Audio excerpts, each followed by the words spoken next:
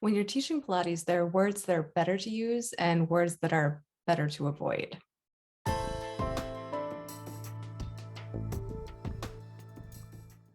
First and foremost, never mock your students.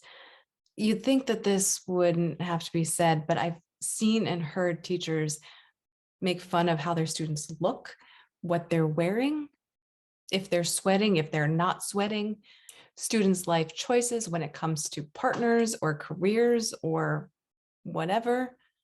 If you're a Pilates teacher or any kind of teacher or really any person and you find yourself doing this, stop. Next, try to avoid the word down or drop. Sometimes you do need to use the word down to indicate a direction, but in that case, add on a qualifier, say lower down with control.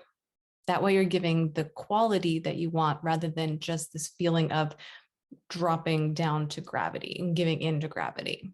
Lowering sounds better than dropping. You lower your leg to the floor rather than drop your leg to the floor.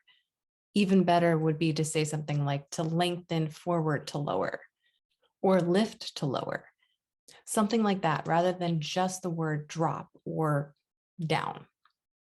Lengthen to lower, lift to lower, give a feeling of in and up, which is what Pilates is all about. Also, try not to say the word grab.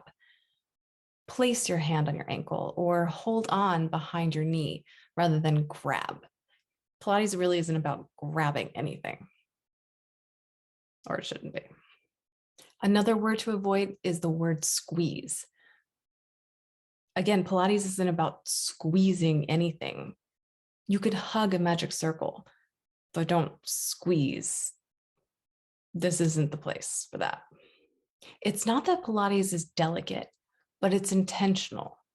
So every word that you use needs to convey the quality that you're looking for from your students and accurately describe that quality.